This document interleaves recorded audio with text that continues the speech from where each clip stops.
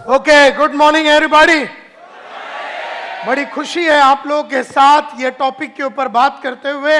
आग ही आग, हर इंसान किसी जमाने में जीरो ही रहता है। Do you all agree? हर इंसान किसी जमाने में जीरो रहता है और फिर वो तैयारी करता है जीत की और वो फिर हीरो बनने का कार्यक्रम चालू हो जाता है। इसी तरह से अगर आप देखेंगे किसी जमाने का ये जीरो था, किसी जमाने में ये भी जीरो था, किसी जमाने में अगर आप देखेंगे ये भी जीरो था, किसी जमाने में ये भी बड़ा जीरो था, किसी जमाने में ये भी बड़ा जीरो था, किसी जमाने में ये लेडी भी बड़ी जीरो थी। और इस तरह से अगर आप देखेंगे तो हर इंसान जो आप यहां पर देखेंगे किसी जमाने में ये भी जीरो था, किसी जमाने में इतना बड़ा कंपनी चलाने वाला जयप्रकाश गौर जो जेपी ग्रुप ऑफ इंडस्ट्रीज को चलाने वाला, या गाड़ी जो सोप बनाते हैं ये वाला आदमी, ये लोग सब लोग एक जमाने में जीरो थे। भंवरलाल जैन 5,000 करोड़ का कंपनी चलाता है। शहनाज हुसैन जो ब्यूटी का क्वीन मानी जाती है। इस तरह से लक्ष्मी मित्तल जो दुनिया में सबसे बड़े पैसे वाले आदमियों में से गिना जाता है। और अगर आप देखेंगे ब्रिजमोहन मुंजल जो हीरो होंडा का मालिक है, ये भी कुछ नहीं था, एक जमाने में साइकिल का पार्ट्स बेचते थे ये लोग। और अगर आप देखेंगे जो पेप्सी को चलाती है इंदिरा नुई जो चेन्नई की रहने वाली और अमेरिका में बैठती है, किसी ज़माने में ये भी चेन्नई की गलियों में ज़ीरो थी। धीरूभाई अंबानी भी ज़ीरो था। शिखा शर्मा जो आज एक्सिस बैंक चलाती है as the managing director of Axis bank, ये भी एक ज़माने में ज़ीरो थी। नंदन नीलकनी जिन्होंने इन्फोसिस को शुरू किया, ये भी एक ज़माने में ज़ीरो थे। और आज के तारीख में इंडिया का सबसे नंबर 1 पैसे वाला आदमी, आज के तारीख में इंडिया में मुकेश अंबानी से भी ज्यादा पैसे वाला आदमी का नाम है दिलीप सांघवी। आज इंडिया का इस वक्त 10:30 बजे इंडिया का सबसे ज्यादा पैसे वाला आदमी है दिलीप सांघवी। एक जमाने में आज से 30 साल पहले ये भी जीरो था। सन फार्मास्यूटिकल्स का मालिक माना जाता है। आज मुकेश अंबानी से भी ज्यादा पैसा है इसके पास। मरीको इंडस्ट्रीज जो पैराशूट बनाती है, पैराशूट वगैरह बनाती है, वो कंपनी का जो मालिक है वो भी एक ज़माने में। सुनील मित्तल जो आज एयरटेल चलाता है और एक ज़माने में गली गली में जाके टेलीफोन का इंस्ट्रूमेंट्स को बेचता था और एक एक गली में जाके जनरेटर को बेचता था। अपने स्कूटर में जाके वो गली गली में स्कूटर में जाके जनरेटर को बेचता था नॉर्दर्न इंडिया में। एक ज़माने में ये भी जीरो था। एक ज़माने में सरदार वल्लभ भाई पटेल भी जीरो थे। एक ज़माने में ये लोग सब जीरो थे। एक ज़माने में ये भी जीरो था और एक ज़माने में ये भी जीरो था। ये हीरो बन के जीरो फिर हो गया, ये हीरो बन के फिर जीरो हो गया और इसके बाजू में जो आदमी है वो हीरो का हीरो ही रह गया। तो ये जरूरी नहीं है कि जो आदमी हीरो बनता वो जीरो वापस नहीं बन सकता, और ये जरूरी नहीं है कि जो जीरो है वो हीरो बन नहीं सकता, ये भी जरूरी नहीं है। और किसी जमाने में ये भी जीरो था।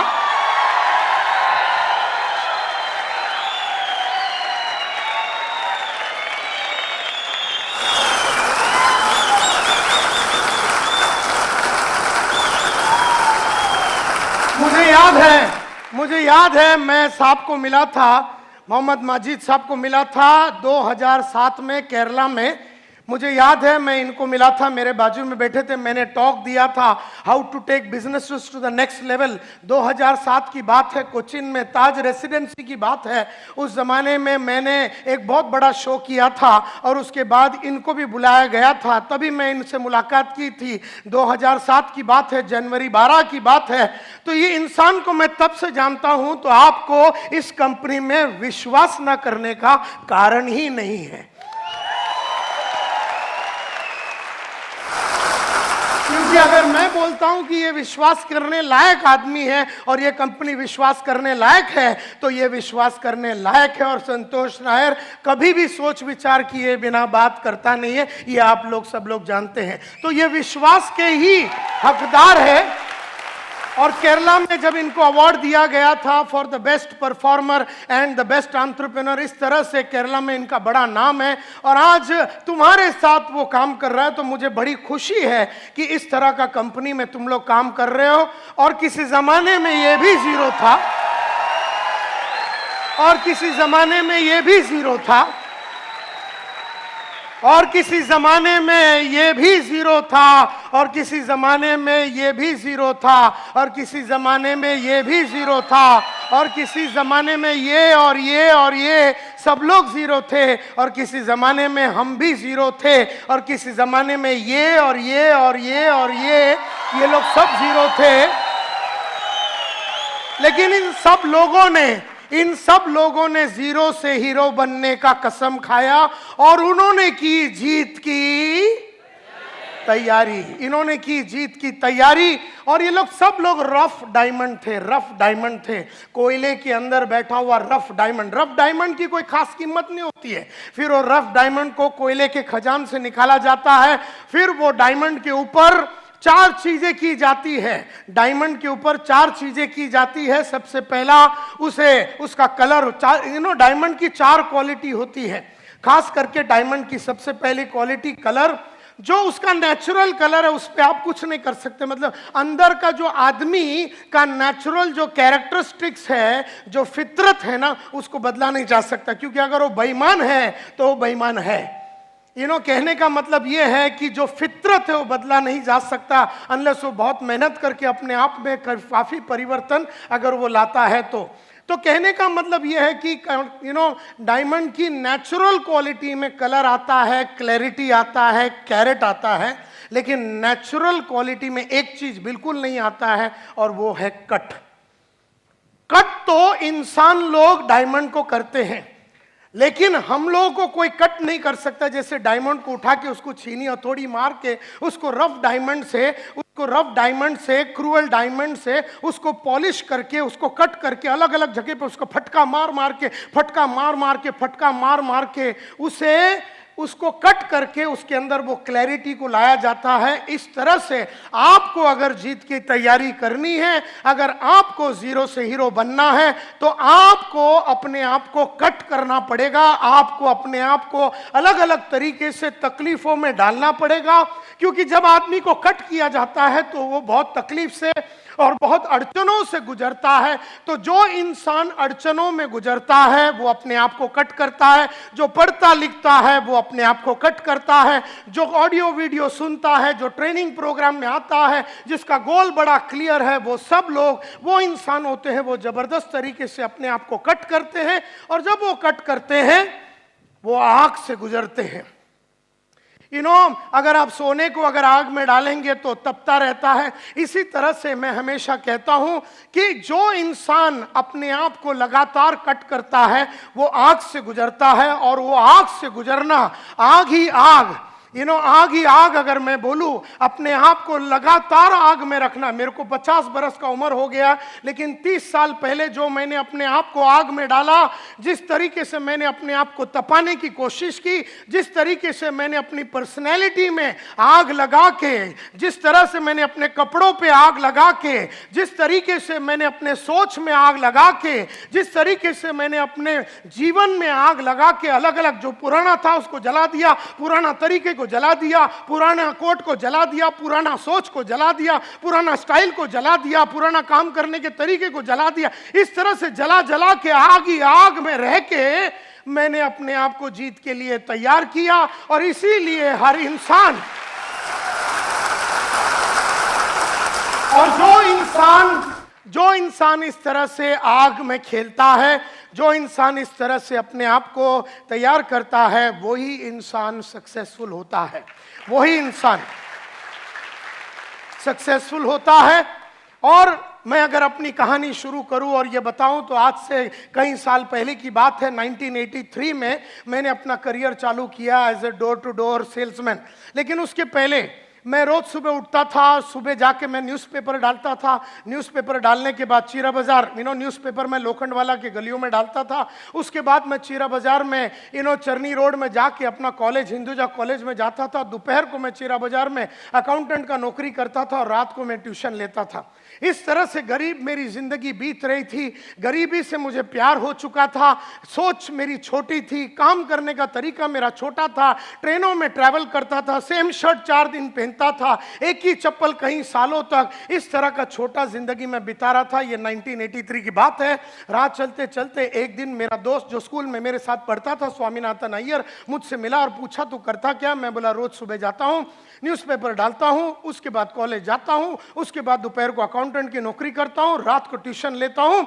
तब अय्यर ने मेरे चेहरे पे देख के बोला, संतोष नायर, एक जमाने में तू बोलता था तू बहुत बड़ा आदमी बनेगा, तू हीरो बनेगा, तू बहुत बड़ा आदमी बनेगा, लेकिन तेरी हरकतें जो तू कर रहा है, जो तू हरकतें कर रहा है, जैसे न्यूज़पेपर का धंधा कर रहा है, अपना गली का कुलकर्णी पिछले 35 साल से न्यूज़पेपर का धंधा कर रहा है, 35 साल में साइकिल में था और मैक्सिमम स्कूटर में आया, न्यूज़पेपर का धंधा करके कोई भी इंसान बड़ा नहीं हुआ। ऐसा अय्यर ने मुझसे कहा, 2 वक्त की रोटी तेरे को मिल जाएगा, लेकिन जिंदगी में तू बड़ा काम नहीं कर पाएगा। और जो तू अकाउंटेंट का नौकरी कर रहा है, कितना पगार है तेरा? आज जो 400 रुपए, अगले साल वो 500 हो जाएगा, अगले साल वो 600 हो जाएगा, अगले साल वो 700 हो जाएगा। आज से 15 साल के बाद जब तेरी उम्र 35 की हो जाएगी तो तेरा इनकम विल बी 10,000, 12,000, 14,000। किस तरह का तू शादी करेगा? क्या तेरे बच्चे होंगे? कौन से स्कूल में जाएंगे? उनके सपने कभी पूरा नहीं होगा। जिस तरीके से तू गरीब रहा, जिस तरीके से तेरे सपने कभी पूरे नहीं हुए, जिस तरीके से तेरे बाप ने तेरे को वो सब नहीं दिया जो तेरे को चाहिए था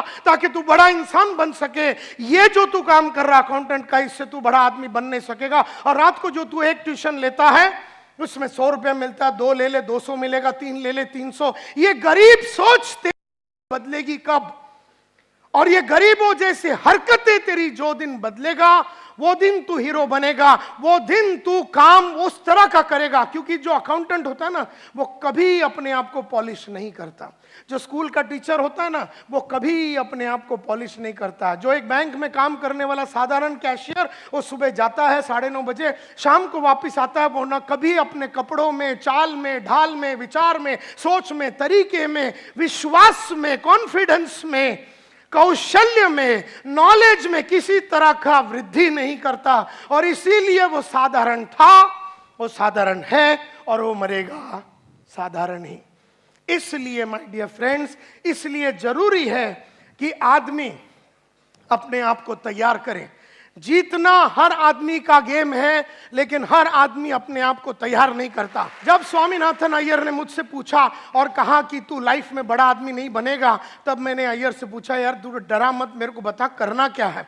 तब उसने कहा, जिंदगी बनानी है, नाम कमानी है, इज्जत कमानी है, शोहरत कमानी है, और अपनी चाहतों के हिसाब से अगर जिंदगी जीनी है, अपनी चाहतों के हिसाब से जिंदगी जीनी है, जरूरतों के हिसाब से नहीं। अपनी चाहतों के हिसाब से अगर तेरे को जिंदगी जीनी है, चाहतों के हिसाब से मतलब आज अपने को चाहा था स्कोडा लेने का, अपने स्कोडा लिया। आज अपनी चाहत मर्सिडीज का, अपने मर्सिडीज लिया।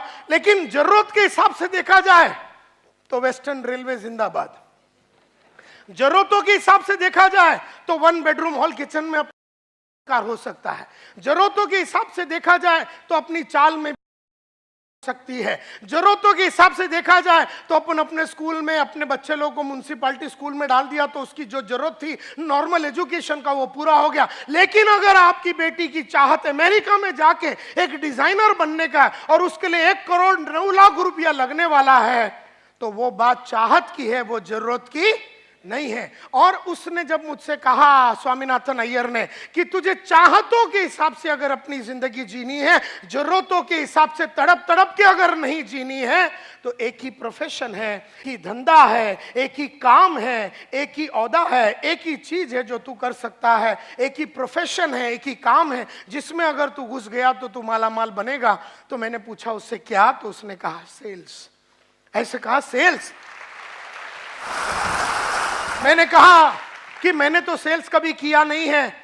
तो उसने कहा, अमिताभ एक्टिंग के पहले कभी एक्टिंग नहीं किया, आशा भोसले गाना गाने के पहले गाना कभी गाया नहीं। मोहम्मद मजीद जो साहब है, वो आयुर्वेदिक के बारे में पढ़ाई करने के पहले में, उसके पहले उसको मालूमात नहीं थी। डॉक्टर बनने के पहले वो डॉक्टर था नहीं। तो हर इंसान को तैयार करना पड़ता है अपने आप को, और तुझे भी सेल्स में अपने आप को तैयार करना पड़ेगा। चला जा तू सेल्स की दुनिया में, और अगर तुझे महीने का 5,000 चाहिए तो 5,000 मिलेगा, महीने का 50,000 चाहिए तो सेल्स में 50 मिलेगा। मैंने कहा 5 लाख रुपया चाहिए तो सेल्स में मिलेगा। तेरी चाहतों के हिसाब से तेरी दुनिया चलेगी। ऐसा जब अय्यर ने मुझसे कहा तो मैंने ठान लिया मन में कि अभी तैयारी करनी है जीत की, और ठान लिया मन में कि अब जीरो रहना नहीं है, और ठान लिया मन में कि अब कट करना है अपने आप को और डायमंड बनना है लाइफ में। और तब मैंने डिसाइड किया कि मैं सेल्समैन बनूंगा। तो उन दिनों में मैंने बहुत सारे इश्तिहार में अप्लाई किया,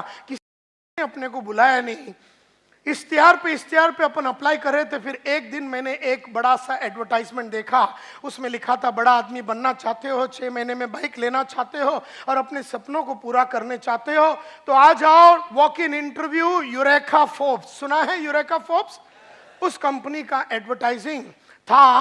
और हमारे पास वर्ली में, हम अंधेरी में रहते थे, वर्ली में जाने के लिए पैसा नहीं है। अपना दोस्त केवल राज सालियन के पास गया, 5 रुपया उससे उधार लिया और मैं चला गया वर्ली में। लंबा स्टोरी शॉर्ट करना चाहता हूं। पहला इंटरव्यू मेरा राजेश मल्होत्रा बोल के आदमी ने लिया। मल्होत्रा साहब 3 चीज करते थे। अगर आदमी अच्छा लगा तो सिलेक्ट, आदमी ठीक ठाक लगा तो रिजर्व कैंडिडेट, रिजर्व याला नंतर घेऊया, और अगर आदमी अच्छा लगा तो सिलेक्ट।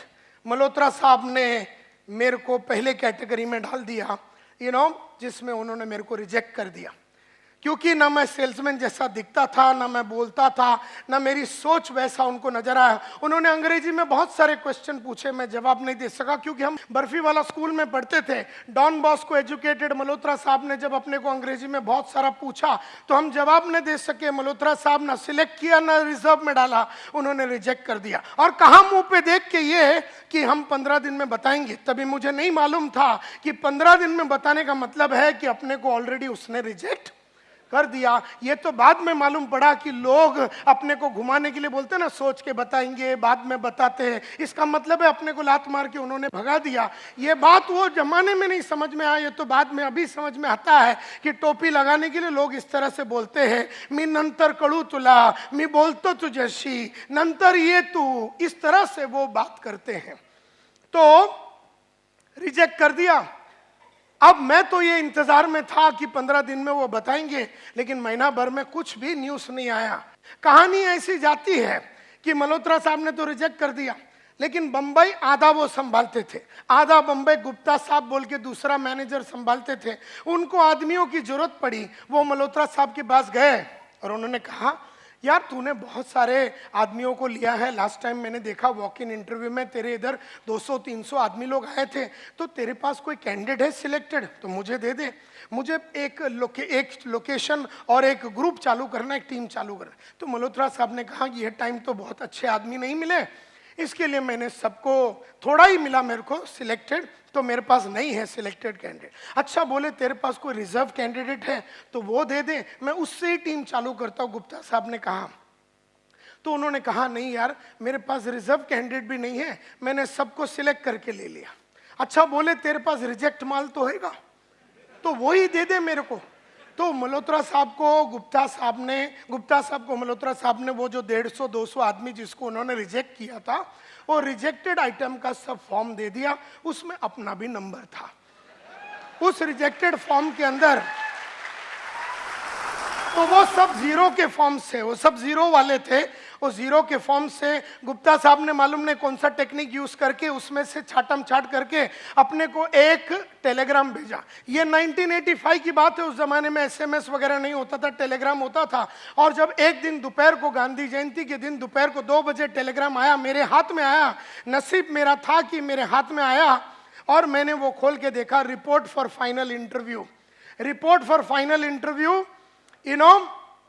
ऐसा करके उसमें लिखा था 3 तारीख अक्टूबर को आ जाओ, सुबह 9:30 बजे फाइनल इंटरव्यू है। मैंने किसी को बताया नहीं, भाग भाग के गया अगले दिन वहां पर और उनके पास जाके इंटरव्यू दिया। उन्होंने कहा क्या करना चाहोगे? ऐसे सर आप बताइए, आप जैसा बोलेंगे वैसा करेंगे। आप बोलेंगे चर्च गेट में रोज सुबह चड्डी सर पे पहन के खड़े रहने से पैसा मिलता है, तो मैं एक रात पहले से ही खड़ा हो जाऊंगा। आप मेरे को बताओ करने का क्या है।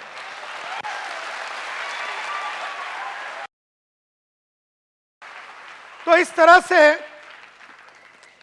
मैंने उनसे पूछा, उसने कहा कि क्या कर, मैं बोला सर मेरे को पैसे चाहिए।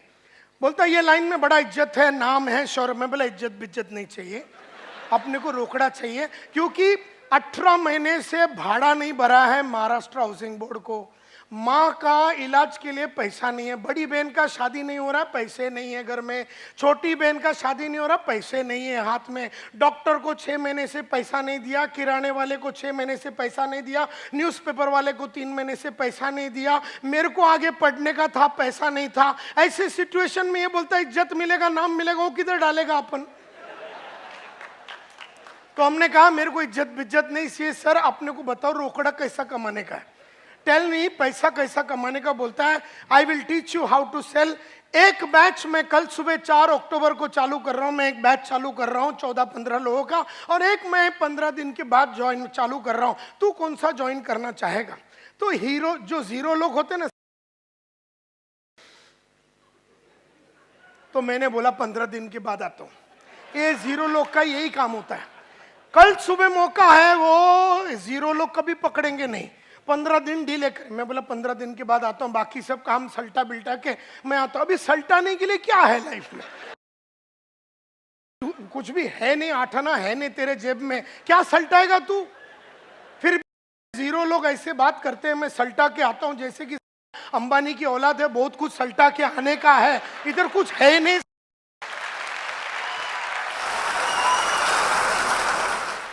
तो गुप्ता साहब ने कहा कि अगर तू कल सुबह ज्वाइन करता है तो तेरे को लाइफ में 15 दिन का एडवांटेज रहेगा, जिंदगी में तू हमेशा 15 दिन आगे रहेगा। 15 दिन में तेरे को मार्केट के बारे में खबर मिल जाएगा, 15 दिन में प्रोडक्ट के बारे में समझ आ जाएगा, 15 दिन में सेल्स के बारे में समझ आएगा, 15 दिन में तेरा नॉलेज बहुत बढ़ जाएगा। ये बात 0 को समझ में आया। इसका मतलब है कि अंदर हीरो बनने की चाहत थी अपने में, तभी वो समझ में आया। क्योंकि कई लोग जो 0 है ना, उनको कुछ भी अच्छा बोले दिमाग में बात जाता ही नहीं है। मतलब क्या है, पैदाइशी 0 है, स्ट्रक्चरल डिफेक्ट है, और वो 0 ही रहेगा। देयरफॉर 0 वही आदमी रहता है जो वातावरण से आया हुआ इंफॉर्मेशन, वातावरण से गुप्ता साहब ने जब इंफॉर्मेशन दे रहा है कि भैया हीरो बनने के लिए ये कलाकारी मैं सिखाऊंगा, कल सुबह आता है क्या, तो पकड़ लिया मैंने वो अपॉर्चुनिटी और कहा कि यस सर कल से आता हूं। तो वहां से अपना जो हीरो बनने का कार्यक्रम शुरू हुआ। आज उस बात को 30 साल हो गए, मैंने मुड़ के पीछे कभी देखा नहीं है। यू नो, उस जमाने में यूरेका फोर्ब्स में आदमी 4 वैक्यूम क्लीनर बेचता था महीने का एवरेज। 3,500 सेल्समैन होते थे हमारे कंपनी में, और 3,500 सेल्समैन का एवरेज निकालेगा तो वैक्यूम क्लीनर जो साफ सफाई करने का जो मशीन है उसमें एवरेज 4 का बिकता था। हर आदमी 4 बेचता था, 2, 3, और अगर आपने 6, 7 बेच दिया तो आपका ब्रांच मैनेजर आपको बढ़िया होटल, उड़पी होटल है गुरुदेव बोल के सामने, उसमें वो लेके जाता था। और अगर आपने 10, 12 बेच दिया तो आपका रीजनल मैनेजर आपको उससे भी बढ़िया होटल में, एयर कंडीशन होटल में लेके जाके खाना भी ना खिलाएगा।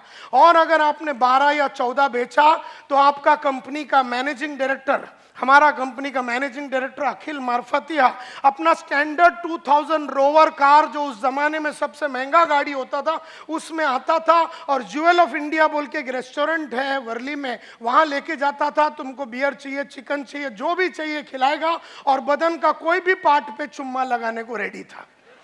अगर तुमने 14 बेचा और मार्फतिया साहब को बोला इधर चुम्मा लगाओ, तो वो तेरे कुंडी में चुम्मा लगाएगा, क्योंकि उसको सेल्समैनों से बहुत प्यार था। उसको लगता था कि जो 14-15 बेचता वो बापू है, बापू। और वो जमाने में अपना 5 दिन का ट्रेनिंग हुआ, 4 अक्टूबर को ज्वाइन किया, 11 अक्टूबर को ग्रैंड रोड बाजार में अपन उतरा। You know, my territory was red light area. मेरे को मेरे बॉस ने बोला उधर जा। मैं बोला सर उधर कैसा माल बेचेंगे, वैक्यूम क्लीनर? बोलता उधर बहुत पोटेंशियल है। तो मेरे को लगा कि गुप्ता साहब जाते होंगे तो उनको पोटेंशियल के बारे में ज्यादा मालूम है, तो मैंने मन में ठान लिया कि मैं उधर ही बेचेगा। लेडीज एंड जेंटलमैन, मुझे खुशी है कि 20 दिन में मार्केट में था वो एरिया के अंदर 26 वैक्यूम क्लीनर बेचा मैंने पहले महीने में। तो सबको लगा कि फ्लूक में हुआ, मेरे को भी लगा फ्लूक में हुआ। कभी कभी अपन डायमंड भी फ्लूक में बन जाते, अपने को पता ही नहीं चला बना कैसे, लेकिन बन गए, तो इसी तरह से 26 बिका ऐसे फ्लूक में। ऐसा मुझे भी लगा, दुनिया को लगा, लेकिन फ्लूक नहीं था, क्योंकि अगले महीने में मैंने 32 बेचा, उसके अगले महीने में मैंने 33 बेचा, उसके अगले महीने में मैंने 36 बेचा, उसके अगले महीने में 37 बेचा, उसके अगले महीने में 39 बेचा, उसके महीने में 41 बेचा, उसके अगले महीने में 43 बेचा। लेकिन मैंने जीवन में पिछले महीने से कम कभी नहीं बेचा, कभी नहीं बेचा। तो उन्होंने मेरे को इंडिया का नंबर 1 सेल्समैन बन गया, इंडिया का रातों रात नंबर 1 सेल्समैन मैं बन गया। तो उन्होंने मेरे को ग्रुप लीडर बना दिया, मेरे साथ 4 आदमी डाल दिया, इंडिया का नंबर 1 ग्रुप लीडर बना। तो उन्होंने 12 आदमी दे दिया एक ग्रुप लीडर के साथ, मैं इंडिया का नंबर 1 सेल्स सुपरवाइजर बना। तो उन्होंने फिर मेरे को ब्रांच मैनेजर बनाया, 29 आदमी दिए, मैं इंडिया का नंबर 1 ब्रांच मैनेजर बना।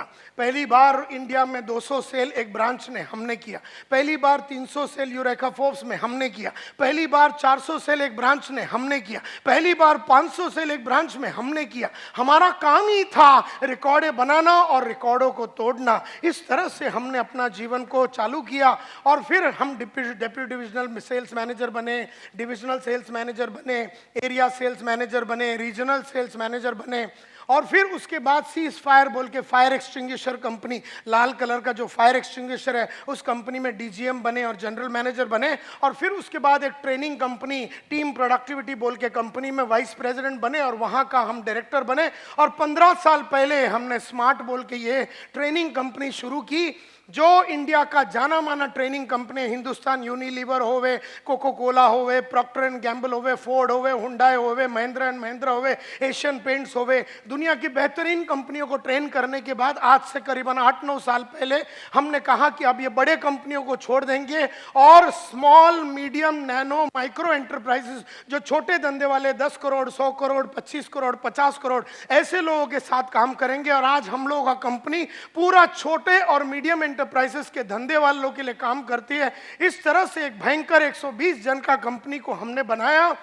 मुझे याद है मेरा पहला घड़ी था हेनरी सैंडोज एंड फिल्स, पहला घड़ी था मेरा हेनरी सैंडोज एंड फिल्स, 25वां हैंड है मेरे ख्याल से, जो मेरे बाप ने मेरे को गिफ्ट दिया था, सेकंड हैंड भी नहीं था वो, 25वां हैंड था, 25 रुपया का लिया था मेरे फादर ने, वो मेरा पहला घड़ी था। मैंने टारगेट रखा कि मैं 500 रुपया का सिटीजन कॉर्ड्स खरीदूंगा मेरे पहले पगार से, और मैंने वो खरीदा। उसके बाद मैंने लक्ष्य रखा, पर्पस रखा, गोल रखा कि अब मैं 1200 का घड़ी खरीदूंगा, टाइटन क्लासिक खरीदा। फिर मैंने लक्ष्य रखा कि मैं 5000 का घड़ी खरीदूंगा, फिर मैं 50,000 का घड़ी खरीदूंगा। फिर लक्ष्य रखा 1 लाख, 2 लाख, 3 लाख, 4 लाख, 5 लाख, 5,60,000 रुपए का मैंने घड़ी का टारगेट रखा और मैंने रोलेक्स का घड़ी 5,60,000 का खरीदा। मुझे याद है मेरा जो पहला पेन होता था वो 2 रुपए का शार्प का पेन होता था, जो वेस्टर्न रेलवे में अपन ट्रेन में जब जाते हैं तो वो बेचने के लिए आदमी आता है। तब मैंने टारगेट रखा कि मैं विल्सन का पेन रखूंगा 40 रुपया का, 40 रुपए का विल्सन का पेन रखता था। उसके बाद मैंने बोला कि अब मैं पेन रखूंगा 100 रुपये का, और फिर वो 100 रुपये का मैं फ्लेयर का पेन रखता था। उसके बाद 400 रुपये का शेफर का पेन रखता था, 1000 रुपये का सिल्वर क्रॉस पेन रखता था, 2000 का गोल्ड क्रॉस पेन रखता था, 25,000 का मॉन्ट ब्लैंक रखता था। आज 3 लाख रुपये का 3 लाख रुपये का अपन पेन अपने इधर जेब में लगा के घूमते हैं। मुझे याद है माय डियर फ्रेंड्स, मुझे याद है माय डियर फ्रेंड्स कि मेरा पहला महीने का सैलरी था 500 रुपया। फिर मैंने कहा, लक्ष्य रखा कि अब मैं 5,000 रुपया कमाऊंगा महीने का। भागा भागा भागा, अपने आप में परिवर्तन लाया, कपड़ों में परिवर्तन लाया, बोली में परिवर्तन लाया, चाल में परिवर्तन लाया, सोच में परिवर्तन लाया, सोच में कंप्लीट परिवर्तन लाया। और फिर हमने कहा 50,000 रुपये महीने का कमाएंगे, फिर हमने कहा 2 लाख महीने का कमाएंगे, फिर हमने कहा 5 लाख रुपये महीने का कमाएंगे। जब हम 5 लाख रुपये महीने का कमाते थे, हमने लक्ष्य रखा, पर्पस रखा, गोल रखा कि अब ये महीने का कार्यक्रम नहीं चलाएंगे, अब हमको दिन का चाहिए। तो दिन का हमने टारगेट रखा कि हम 3,000 रुपया कमाएंगे, फिर दिन का 10,000 रुपया कमाएंगे, दिन का 4 लाख कमाएंगे, दिन का 5 लाख कमाएंगे, दिन का 7 लाख रुपया। जब दिन का 7 लाख रुपया कमाते थे तो हमने कहा अब ये इस तरह का गरीब जिंदगी हम जी नहीं सकते दिन में, खाली 7 लाख रुपया कमा के कैसा आदमी जिएगा दिन में। तो हमने कहा अब ये दिन का कार्यक्रम नहीं, अभी अपने को घंटे का चाहिए। तो हमने घंटे का फिर रखा 10,000 रुपया, फिर घंटे का 20,000 रुपया, फिर घंटे का 3 लाख रुपया। इस तरह से हमने अपना जीवन को बिताया। जैसे जैसे पैसा ज्यादा कमाने का था हमने अपना नॉलेज को बढ़ाया, अपने नॉलेज को बढ़ाया, कई किताबें पढ़ी, ऑडियो देखे, वीडियो देखे, नॉलेज को कंप्लीटली बदला और फिर उसके बाद एटीट्यूड्स में बदलाव लाया और बहुत सारे 5 लाख रुपया पर घंटे के लिए कमाने के लिए जो स्किल्स लगता है, कौशल्य लगता है, सेलिंग स्किल्स लगता है, नेगोशिएशन स्किल्स लगता है, प्रेजेंटेशन स्किल लगता है, लीडरशिप स्किल लगता है, चेंज मैनेजमेंट स्किल्स लगता है, इंटरव्यूइंग स्किल्स लगता है, बहुत कौशल्य लगता है कमाने के लिए। देयरफॉर बहुत सारे अलग अलग कौशल्य डेवलप किया। और फिर अगर आपको बहुत सारा कमाना है और आगे बढ़ना है तो आदतें बदलनी पड़ेंगी। तो आदतों में बहुत परिवर्तन लाया, बहुत ज़्यादा परिवर्तन लाया। सुबह उठने की आदत, टीवी ना देखने की आदत और पढ़ाई करने की आदत, झूठ ना बोलने की आदत, आधा महीने में पूरा महीने का काम करने का आदत, टाइम वेस्ट ना करने की आदत, ऐसी बहुत सारी आदतें डाली। और therefore knowledge, attitude, skills, habits और स्ट्रेटजीज लगातार अपने क्लाइंट्स को बदलता रहा।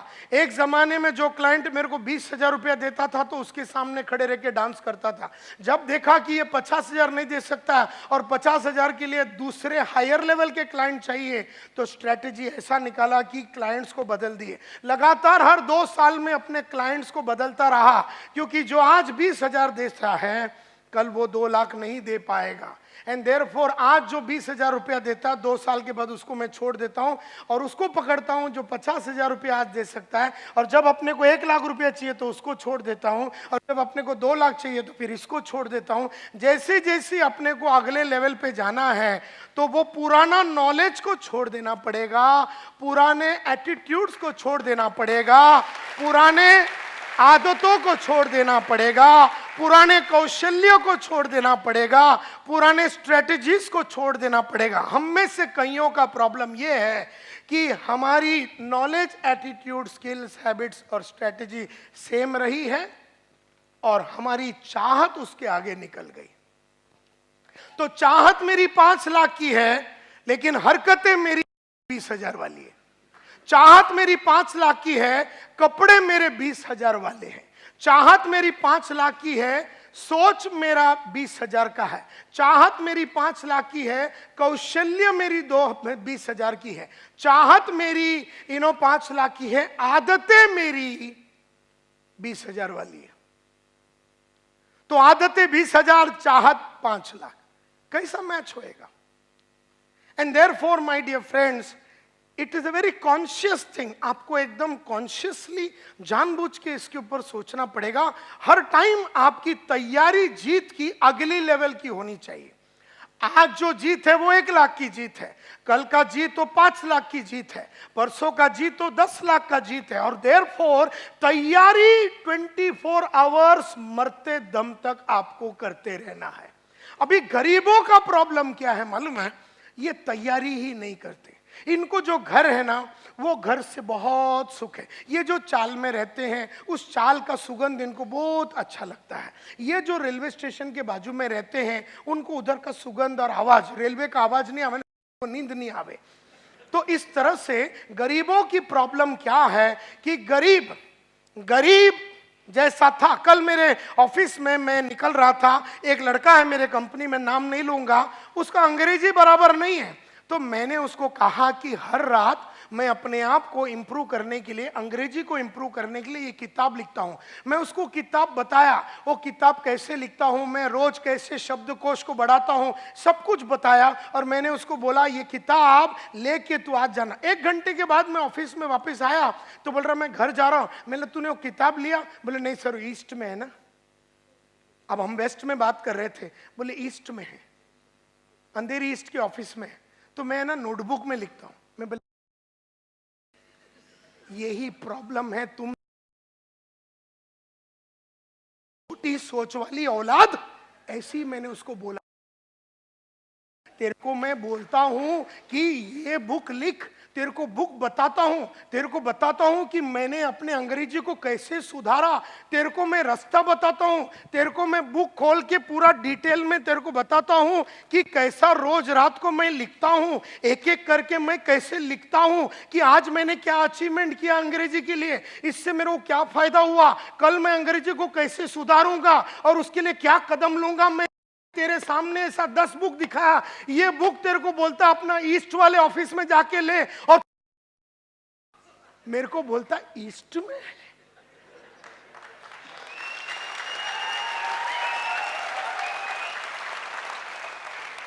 यही बात करने के लिए मैं 3 लाख रुपया लेता हूं तेरे को फ्री में, तू हमारे कंपनी में काम करता है, तो बोलता मैं नोटबुक में लिखूंगा।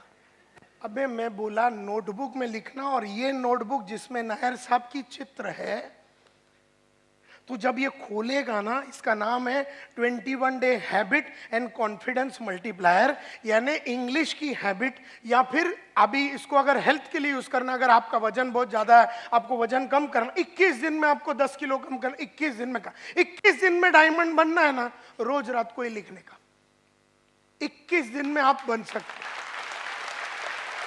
कुछ भी आपको अंग्रेजी सीखना है 21 दिन में आप सीख सकते हैं, आपको अरबिक सीखना है 21 दिन में। जब मैंने उसको बताया ये सब बातें, तो बोलता मैं नोटबुक में लिखूंगा। यही सोच है एक छोटे आदमी का, कि जब बड़े विचार उसके सामने पेश किया जाता है, बड़े तरीके से काम करने का रास्ता उसको दिखाया जाता है, तब आदमी छोटेपन पे ही बैठा रहना चाहता है।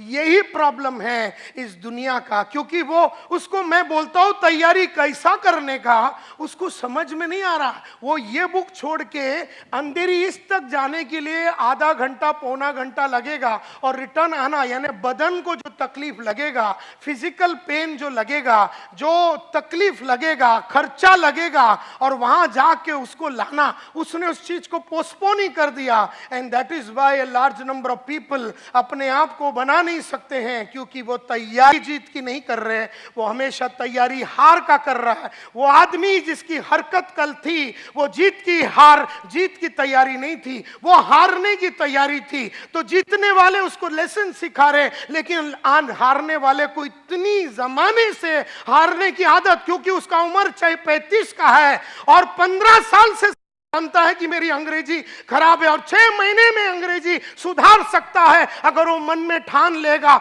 लेकिन गरीबों की प्रॉब्लम यही है कि तैयारी और जीत के लिए आगे बढ़ने की तैयारी करने से कतराता है। ये प्रॉब्लम है उसका। देयरफॉर मैं यहां खड़े रह के मुजरा करूं या कुचिपुड़ी करूं या भरतनाट्यम करूं, गरीबों को ठेंगा कोई फर्क पड़ने वाला नहीं है। अगर कल रात को आप चाल में गाली दे रहे थे अपने आप को कि कैसे मैं 2 बेडरूम हॉल किचन में जाऊं, आप अस्वस्थ थे, आपकी छोटी जिंदगी से आप परेशान थे, आपका लड़का या लड़की छोटे स्कूल में जा रहे और कॉन्वेंट में नहीं जा रहे, इससे आपको गुस्सा आता है, तो ही आप कदम लेंगे। लेकिन आप ये सोचते मैं तो पढ़ा नहीं, मेरा लड़का म्युनिसिपैलिटी में जाता है, बहुत बढ़िया। तो प्रॉब्लम ये है माय डियर फ्रेंड्स कि तैयारी जो जीत की होती है, वो हर आदमी जब जीतने के लिए तैयार होता है वो जीरो रहता है और उसे हीरो बनना पड़ता है।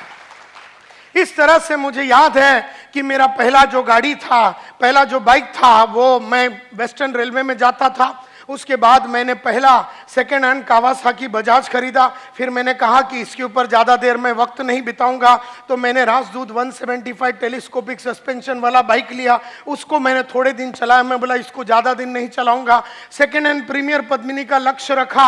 जो दिन मैंने वो खरीदा वही दिन हमने लक्ष्य रखा कि हम मारुति 800 लेंगे। जो दिन हमने मारुति 800 लिया, उसी दिन उसी क्षण जब उसको महालक्ष्मी टेम्पल में लेके जाके पूजा करके वापस आ रहे थे, हमने अगला गाड़ी मारुति एस्ट्रीम 6,35,000 रुपए का टारगेट रखा। जो दिन हम सिद्धि विनायक से उसको पूजा करके ला रहे थे, वही दिन 15 लाख हुंडई सोनाटा का टारगेट रखा। जो दिन उसकी पूजा करके वापस ला रहे थे, उसी दिन हमने टारगेट रखा कि Mercedes C class E class लेंगे 54 लाख रुपए का। जो दिन 54 लाख का मर्सिडीज लिया, उसी दिन हमने लक्ष्य रखा कि एस क्लास मर्सिडीज लेंगे। जो दिन हमने एस क्लास मर्सिडीज लिया 6 करोड़ का रोल्स रॉयस लेने का, वही दिन टारगेट हमने सेट कर दिया। तो पैसा हो, घड़ी हो, गाड़ी हो, लाइफ हो, 2 बेडरूम हो, 3 बेडरूम हो, 4 बेडरूम हो, कंपनी हो, ये सब चीजें जैसा अपने को चाहिए था वैसा अपने को मिला, क्योंकि अपन ने जीत की तैयारी की। हम जीरो थे लेकिन हम हीरो बनना चाहते थे। हम रॉ डायमंड थे, हम कट करने को रेडी थे, हम औरों को कट करने को देने के लिए रेडी थे। हमने अपने बॉस के सामने अपने आप को निछावर किया और बोले, सर आप बताओ ये बदन से क्या होना चाहिए, ये मन से क्या होना चाहिए, ये बॉडी से क्या होना चाहिए। उन्होंने कहा कि ये चीजें अगर आप करेंगे तो आप सक्सेसफुल होंगे। ऐसे अनकंडीशनली अपने आप को सरेंडर किया, ऐसे अनकंडीशनली अपने आप को सरेंडर किया अपने बॉस लोग के सामने, अपने अपलाइन के सामने, अपने कलीग्स के सामने। जो बोला गया है, जैसा बोला गया है, हजारों किताबें पढ़ी, किताबों में जो लिखा है, हजारों सीढ़ियां सुनी, जो सीढ़ी में लिखा हुआ है, बोला हुआ है, वैसे का वैसा पॉइंट टू पॉइंट डिक्टो वो मैंने किया। अपना दिमाग कभी मैंने नहीं लगाया। तो आज अगर मैं आप लोगों को कुछ बोलता हूं कि क्या करना है, आप अपना दिमाग मत लगाओ, आप बस वो करो जो मैं आपको बोल रहा हूं। लेकिन मुद्दा यह है माय डियर फ्रेंड्स, और ये इस तरह से जब आप आदमी करेगा तो ये कहा जाता है कि वो आग में आज भी तप रहा है। हर दिन मैं 1 घंटा रीडिंग करता हूं, हर दिन मैं रोज रात को ऐसे 3 किताबें लिखता हूं जो मेरे 1 से सवा घंटा ले लेता है। इस तरह से मैं जो चीजें करता हूं, 1 से सवा घंटा रोज मैं जीत की तैयारी करते हूं। और जबकि मेरा कमाई दिन का 5-1 लाख रुपया है, तब मैं सवा घंटा रोज रात को ऐसी किताबें लिखता हूं। तो समझ लो कि तुम्हें कितना तैयारी करना पड़ेगा, कितना एफर्ट डालना पड़ेगा।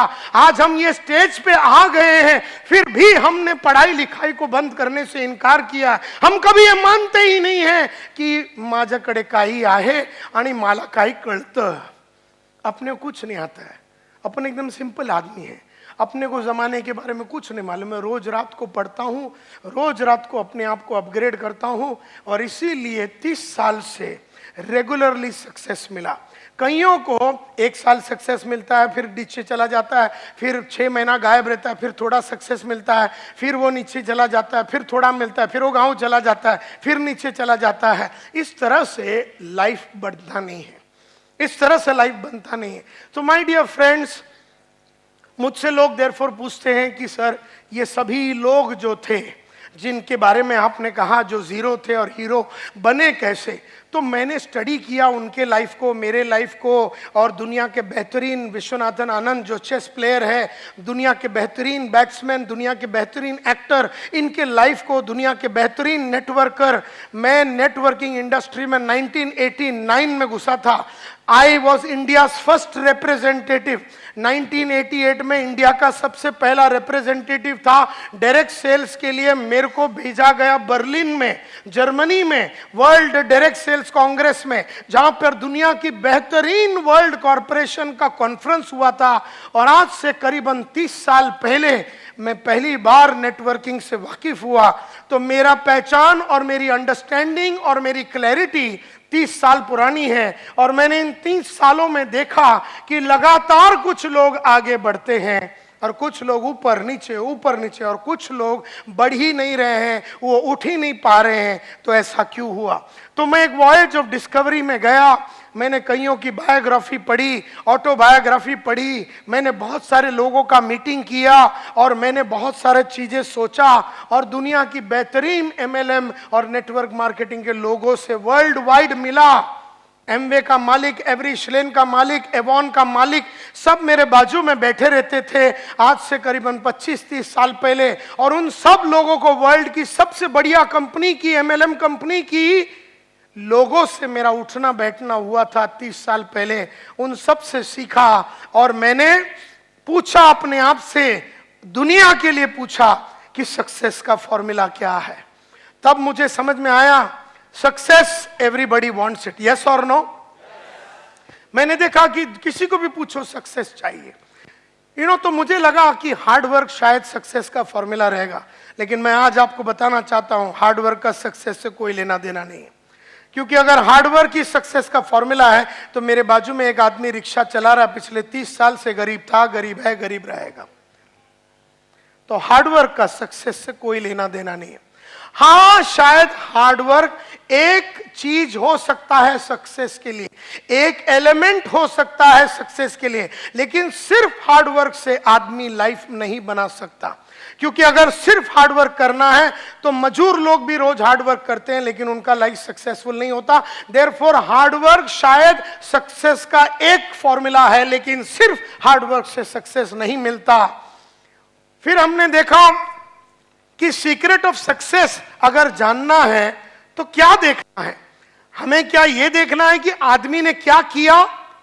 तो आदमी ने, सचिन तेंदुलकर ने क्या किया, 50 सेंचुरी मारा टेस्ट में, 50 सेंचुरी मारा वनडे में।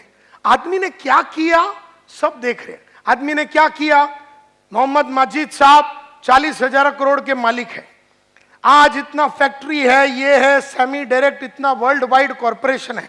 आदमी ने क्या किया ये सब जानते हैं, लेकिन मुद्दा ये नहीं कि आदमी ने क्या किया, आदमी को वो किसने और क्या चीज ने करवाया ये जानना जरूरी है।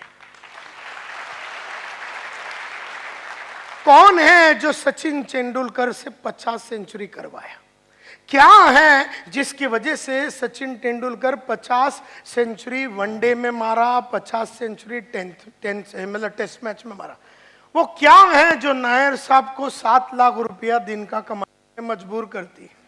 कौन कर रहा है उसे, क्या किया ये सब लोग जानते हैं कि वो 7 लाख कमा रहा है, लेकिन दैट इज नॉट इंपॉर्टंट। तो काय केलं दैट इज नॉट इंपॉर्टंट, कोणी त्याच्याशी हे करून घेतलं, क्या की, मतलब what made main do it, क्या चीज है जिन्होंने उनसे ये करवा के लिया, ये जरूरी है। क्योंकि अमिताभ बहुत बड़ा एक्टर है और करोड़ों रुपया कमाता है, व्हाट मेन डू, तो वो तो नजर आ रहा है कि वो क्या किया है, कि वो रोल्स रॉयस गाड़ी चलाता, ये तो दिखता है, लेकिन what made main do it, क्या चीज करने के वजह से वो रोल्स रॉयस तक पहुंचा, क्या चीज करने की वजह से वो 50 सेंचुरी मार सका, क्या चीजें करने से वो 7 लाख रुपया दिन का कमा सकता है, क्या चीज करने से। तो जब मैं इस स्टडी पे पहुंचा तो मैं समझ गया कि मैं ढूंढ रहा था the common denominator of success, कि वर्ल्ड में सक्सेस का कॉमन डिनोमिनेटर या कॉमन फैक्टर क्या है। मैं इस नतीजे पे पहुंचा कि दुनिया में सिर्फ सक्सेस का एक फॉर्मूला है, और ये मैं 500 बार बोल चुका हूं, लेकिन फिर भी जब जब मैं बोलता हूं तो मुझे याद आती है कि मुझे ये करते रहना है, हर दिन, हर शाम, हर घंटे मुझे करते रहना है। जानना और करने में बहुत फर्क है। जानने वाले लोग इंटेलिजेंट होते हैं, करने वाले लोग वाइज होते हैं। इंटेलिजेंट आदमी को सब मालूम है क्या करने का, लेकिन जो प्रज्ञा को प्राप्त हुआ है, जो वाइस आदमी होता है, जिसको शाना बोलते हैं, वो करता है, और इंटेलिजेंट खाली जानता है। तो जानता सब आदमी है कि सुबह जल्दी उठना चाहिए, लेकिन करते सिर्फ वाइस आदमी लोग हैं। जानते सब आदमी है कि पढ़ना चाहिए है, लेकिन करते सिर्फ वो है जो प्रज्ञा को प्राप्त हुए, जो विजडम को प्राप्त हुए, जो जिंदगी में क्लैरिटी के साथ सोच सकते हैं। तो मैं ढूंढते ढूंढते एकमात्र फॉर्मूला पे आया कि सक्सेस का सिर्फ एक फॉर्मूला है।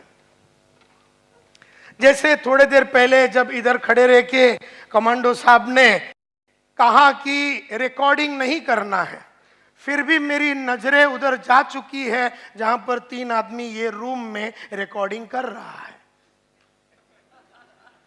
अब उसको जानने में प्रॉब्लम नहीं, वो जानता है लेकिन वो करता नहीं है। तो इसमें फर्क है। वो सस्ते में रिकॉर्डिंग करके लेने के चक्कर में है। वो सीडी नहीं खरीदेगा 1200 रुपए में, जो रास्ता सही है उस पे वो नहीं जाएगा, बेईमानी करेगा। तो ये जो रिकॉर्डिंग चालू है, जो भी कर रहा है वो बेईमान।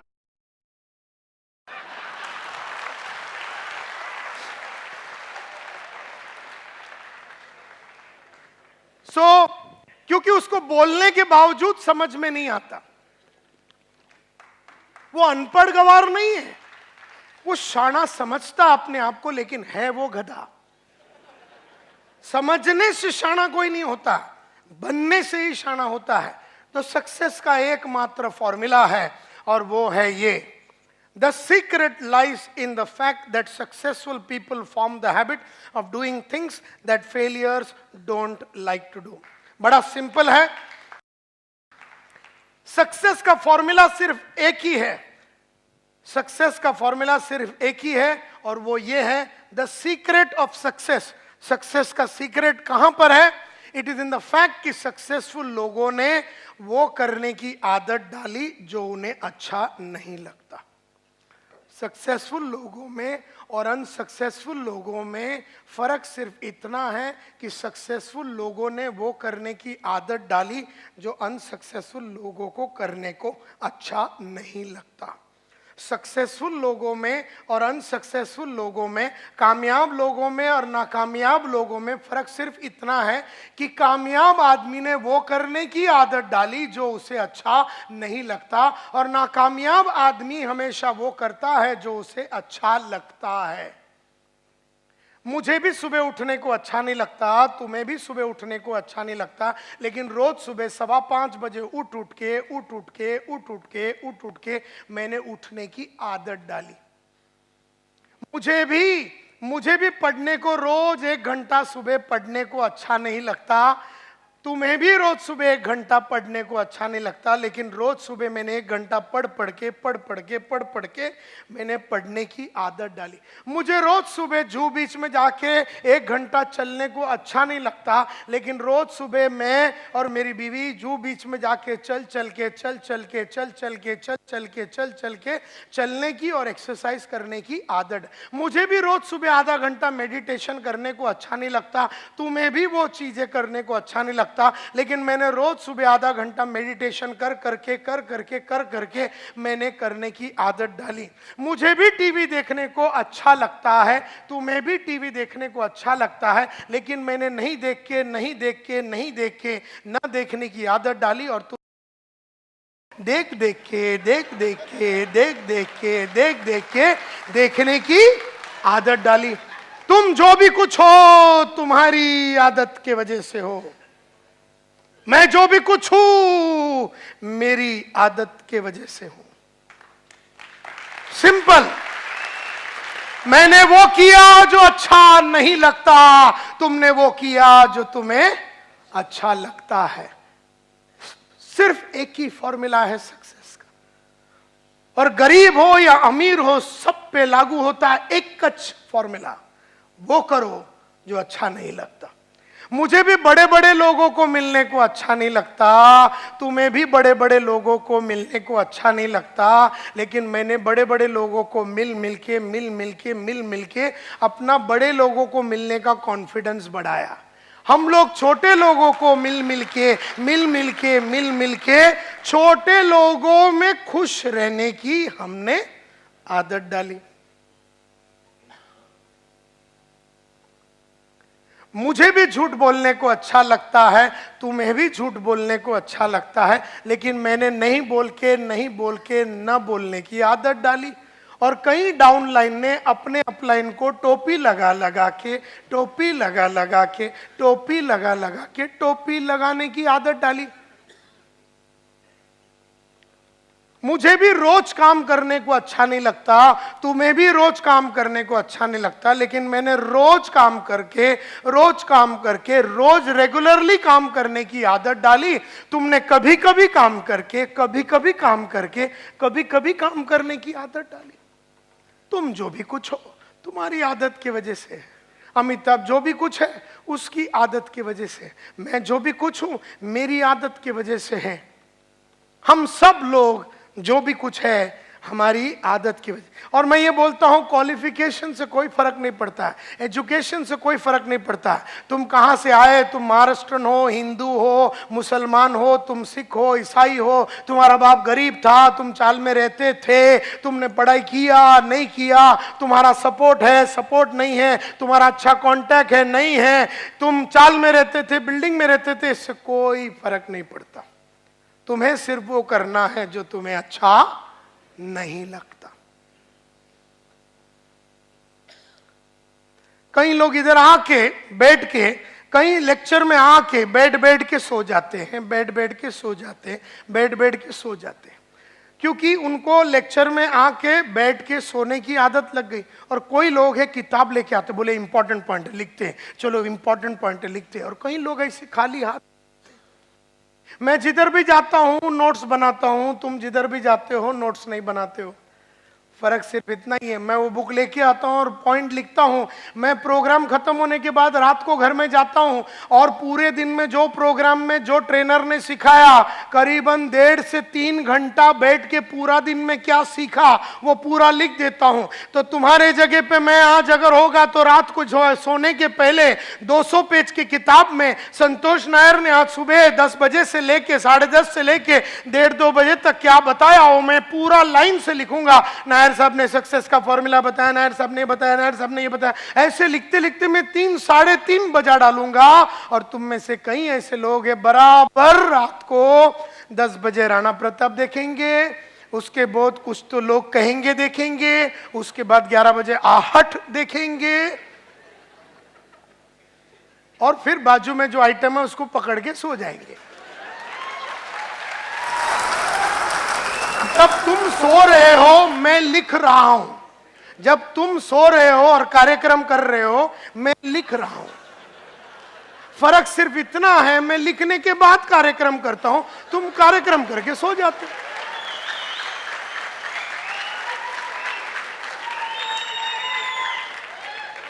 तो जब तुम दूसरे दिन सुबह उठे, तुम सेम आइटम है, मैं जब उठा तो मैं बदल गया था। तो मैं कल और आज में सेम आदमी नहीं हूं, तुम कल और आज में सेम आदमी हो। ये तुम्हारी आदत है। इसके लिए जीत की तैयारी मैंने कल रात को की, तुमने दूसरा कुछ तैयारी किया। मैं जीतने की तैयारी की, तुम मजा किया। मजा करने से जीतता नहीं है आदमी। मजा भी करना चाहिए, मैं ना नहीं बोलता हूं, घूमना चाहिए, फिरना चाहिए, टीवी देखना चाहिए, लेकिन अपना वो काम जो तुम्हें अच्छा नहीं लगता वो करने के बाद तुम्हें वो करना है, एंड नॉट बिफोर दैट।